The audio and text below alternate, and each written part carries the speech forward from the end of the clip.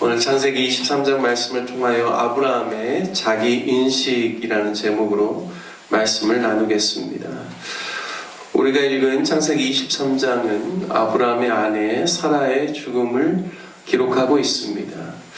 아브라함은 하나님의 음성을 듣고 가나안 땅에 들어와서 정착해서 살았지만 자신이 소유권을 주장할 만한 땅을 갖지 못했습니다. 그래서 아내의 시신을 매장할 매장지가 없었지요. 팔레스타인의 기후의 특성상 날씨가 덥고 또 서쪽에 위치한 지중해의 영향으로 인하여 다습하여 시신이 빨리 부패하기 때문에 가급적 24시간 이내에 장사를 하는 것이 좋습니다. 그래서 빨리 매장지를 확보하고 장사를 해야 합니다. 오늘 본문 1절에 보면 사라가 향년 127세로 생애를 다했습니다. 그가 이삭을 90세에 그녀가 낳았기 때문에 이삭을 낳은 후 37년을 살다가 하나님의 부르심을 받은 것이지요. 사라가 죽은 곳은 2절에 보면 헤브론 곧 기럇 아르바, 이 기럇 아르바라는 것은 헤브론의 옛 이름인데요. 기럇은 성읍을 의미하고 또 아르바는 이름입니다. 그래서 아르바의 성읍이라는 뜻이죠. 바로 이곳에서 아브라함의 아내 사라가 죽었다라고 이야기합니다. 아브라함이 헤브론 마므레의 성수리 나무 근처에서 살다가 그라를 거쳐서 브엘사바로 이주했지만 창세기 22장에 자신의 아들 이삭을 모리아산에서 번제로 바치는 일이 있은 후에 그의 정확한 거주지가 어딘지 좀 알기는 어렵습니다. 다시금 헤브론으로 이주하여서 그의 아내 사라가 헤브론에서 생을 마감한 것인지 아니면 브엘세바에서 계속해서 살고 있지만 어떤 특별한 이유 때문인지는 모르겠지만 아브라함의 아내 사라가 마지막 그의 숨을 거두는 장소는 헤브론이 되었는지 정확하게 알 수는 없습니다.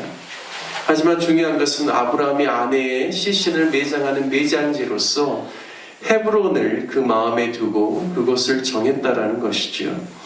아브라함과 자신 이삭 리브가 아브라함 자신과 그의 아내 사라 그리고 그의 아들 이삭과 또 자부 리브가 그리고 야곱과 또 그의 첫 아내라고 할 수 있는 레아, 이 모든 사람들이 이제 아브라함이 돈을 주고 산 이 헤브론 이 묘실에 그 모든 믿음의 족장들이 다 이곳에 매장되게 됩니다. 그 이유는 아브라함에게 있어서 헤브론은 특별한 하나님의 약속이 있는 장소이기 때문에 이곳을 아브라함이 중요하게 여겼다라는 사실을 알 수가 있습니다. 헤브론은 창세기 13장의 말씀에 보면 아브라함이 조카 롯을 떠나보내고 하나님께서 내가 보이는 땅을 너와 네 자손에게 주리라 하신 그 약속을 따라서 베델과 원래는 아이 사이에서 거주하다가 거처를 옮겨간 곳이 헤브론입니다. 제가 오늘 읽었던 책은 헤브론이 해발 850m라고 되어 있었는데 근래 인터넷에서 보니까 900m, 930m 이렇게 좀씩 측정이 다르더라고요. 하지만 이곳이 어디보다 높냐면 그 예루살렘에 있는, 그러니까 자신의 아들 모리아산을 바쳤던 곳보다도 이곳이 해발이 조금 더 높습니다. 헤브론이. 그 이유는 무엇이냐? 아브라함의 입장에서 하나님의 약속을 따라서 높은 곳에서 먼 지역을 보면서 하나님께서 앞으로 하나님의 약속대로 일으킬 믿음의 자손들을 보는 그 믿음의 그 마음이 있었기 때문에, 도전이 있었기 때문에 그가 베델과 아이 사이에서 거주하다가 헤브론으로, 그래서 상수리 나무가 있는 그곳에서 거주하였다라는 것을 이야기해주고 있습니다. 늘 아브라함의 마음에는 아마 그가 거주지를 그랄로 그리고 브엘세바로 나중에 옮겼지만 늘 헤브론을 생각하면 하나님께서 나에게 약속해 주신 곳, 그것으로 말미암아 내가 믿음으로 거처를 옮겨간 곳, 이러한 그러한 마음이 있었던 것 같습니다. 그래서 자신의 아내 사라의 매장지를 정할 때도 다른 곳이 아닌 헤브론에 대한 마음을 가지고 이제 그곳에서 자신의 일생에 있어서 유일한 소유지, 한 평의 땅도 그가 가나안 땅에 들어와서 갖지 못하였지만 그의 유일한 소유지를 그곳에서 얻게 되는 것이죠. 오늘 그 역사가 오늘 창세기 23장에 기록되어 있습니다. 오늘 특별히 그 매장지를 그가 소유하기 위해서 헷 족속과 함께 이야기하는 내용 가운데 4절 말씀에 보면 자신을 다음과 같이 소개합니다. 나는 당신들 중에 나그네요, 거류하는 자이다 라고 이렇게 이야기합니다.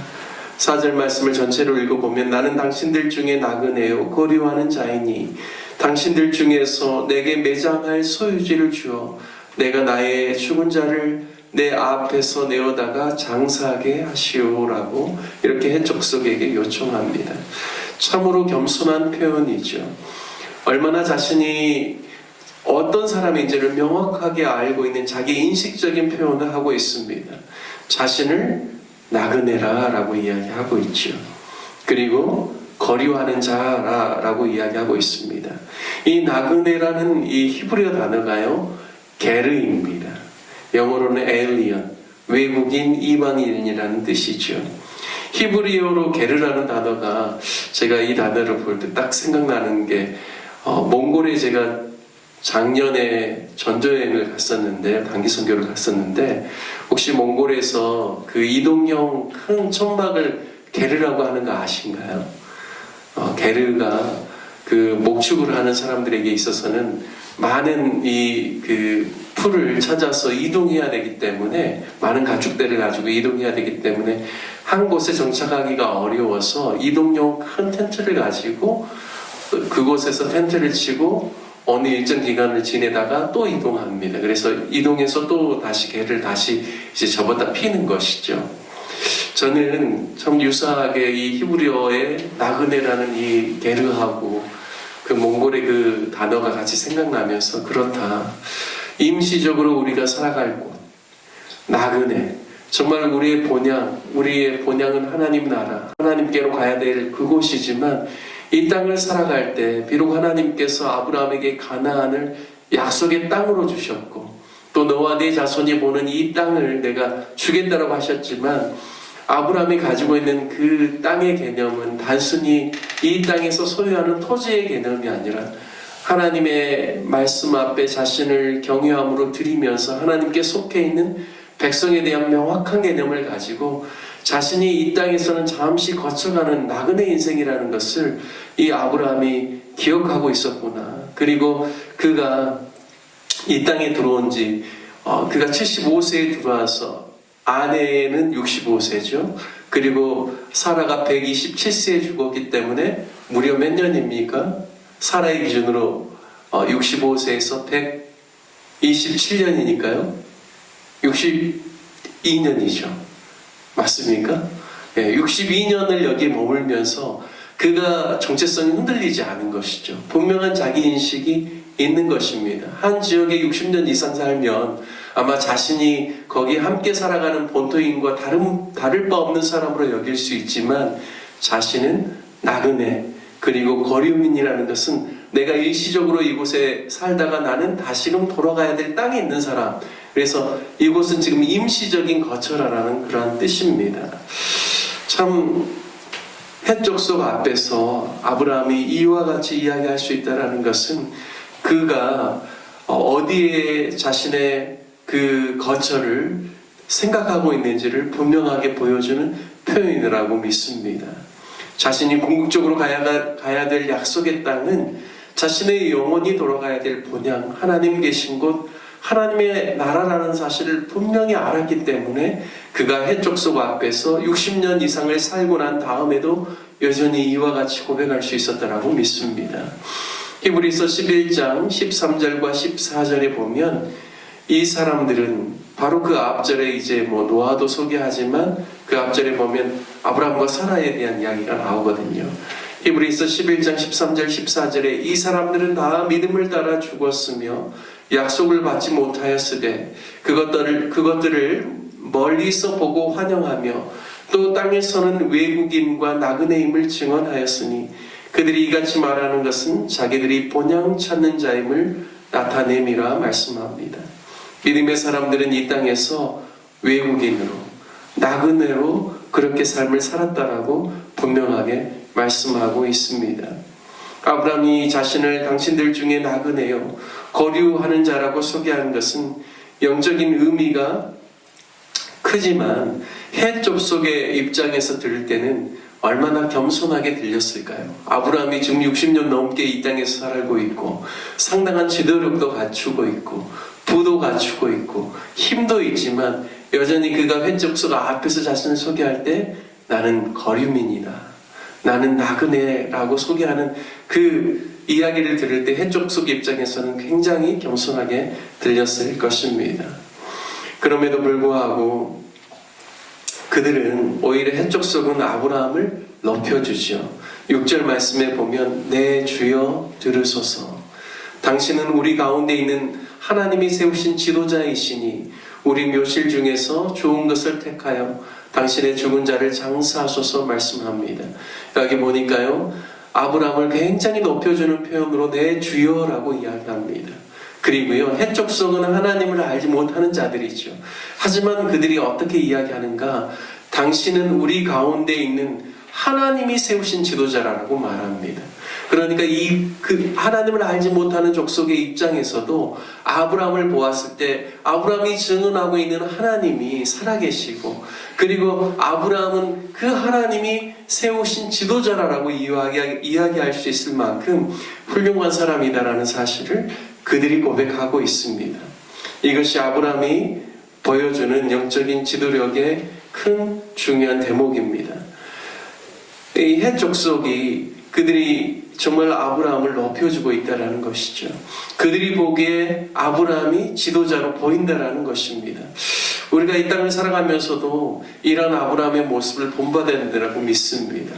스스로가 나는 지도자다, 나는 리더라 라고 이야기하는 것이 아니라 우리와 함께하고 있는 사람들이 정말 우리를 통해서 하나님께서 저 사람은 정말 영적인 지도력을 주신 사람이구나, 그리고 정말 저분은 고귀한 인품을 가진 지도자구나라는 것을 주변에 있는 사람들이 이야기하는 것이 올바른 지도자의 모습이다라고 믿습니다. 아브라함은 7절 말씀에 보면 그들이 그냥 매장지를 그냥 선택해서 어디를 좋은 곳을 사용하더라도 아무런 문제가 우리에게 되지 않는다라고 이야기하지만, 아브라함은 7절 말씀에 보면 해 족속을 향하여 몸을 굽히고 8절에 말하기를 소알의 아들 에브론에게 구하여 그가 그의 반머리에 있는 막벨라 굴을 내게 주도록 충분한 대가를 받고 내게 주어서 매장할 소유주가 되게 하도록 요청하는 것을 보게 됩니다.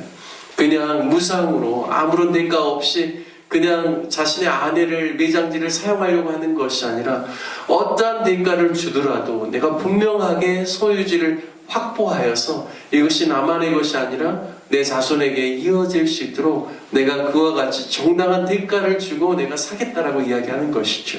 그리고 막벨라, 더블이라는 영어로는 그러한 의미가 있습니다. 그래서 굴이 그 안에 하나가 더 있었는지, 안 그러면 들어가는 입구가 2개였는지 여러 가지 학자들의 말이 있지만, 어쨌든 간에 아브라함이 신중하게 에브론이 가지고 있는 저 막벨라 굴이 내가 매장지로 사용하기에 가장 합당한 곳이구나라는 것을 그가 미리 알고 그것을 구했다라는 것이죠.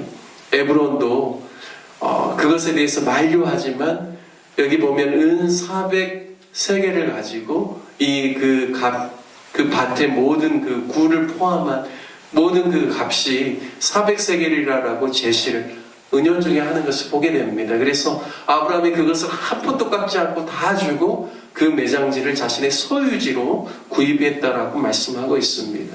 아브라함에게 있어서 넓은 땅이 자신의 소유지로 필요했던 것은 아닌 것 같습니다. 하지만 그에게 유일한 소유지는 자신의 믿음의 유산을 계속해서 후대 가운데 이어가고, 후대가 그 막벨라 굴을 보면서, 헤브론을 보면서 아브라함의 결단과 믿음을 그들도 존중하고 그 믿음을 계속해서 이어나갈 수 있도록 아브라함이 그의 소유지로 은 400세겔을 주고 이곳을 샀다는 것을 통하여서 우리가 다시 한번 아브라함의 그 분명한 자기 인식적인 그 믿음, 자신의 정체성을 저와 여러분들도 늘 깨닫고 그것을 삶의 중요한 가치로 여기면서 우리가 하나님의 사람으로서 본향을 찾는 그러한 하나님의 사람의 믿음의 길을 걸어가는 저와 여러분 되시기를 주님의 이름으로 축복합니다. 뿐만 아니라 우리의 믿음이 아브라함과 같이 후대에 계속해서 이어질 수 있도록, 그리고 우리가 살아가고 있는 사람들에게 저 사람은 하나님의 사람이요 하나님께서 세우신 지도자라고 고백할 수 있을 만한 아름다운 믿음의 삶을 사는 저와 여러분 되시기를 주님의 이름으로 축복합니다. 함께 같이 말씀을 적용하며 기도하기를 원합니다. 늘 본향을 찾는 자요 믿음의 유산을 후대에 물려줄 수 있는 영적인 지도자로 살아갈 수 있도록 기도합시다. 우리 주변의 사람들로부터 하나님의 사람이라고 인정받을 수 있는 믿음의 본을 보이는 사람 되게 해달라고 기도합시다. 또 로뎀나물 교회를 위해서 기도할 때 내일 주일입니다. 온 성도님들이 예배를 사모하고 함께 나와서 예배를 드릴 수 있도록, 그리고 내년 2025년 사역이 잘 준비될 수 있도록 다음 주 성도 영신 예배가 또 우리 모든 성도님들이 믿음의 결단을 이룰 수 있는 귀한 예배가 될 수 있도록 함께 기도해 주시기를 부탁드리겠습니다. 함께 주님의 이름 부르시며 함께 기도하겠습니다. 주여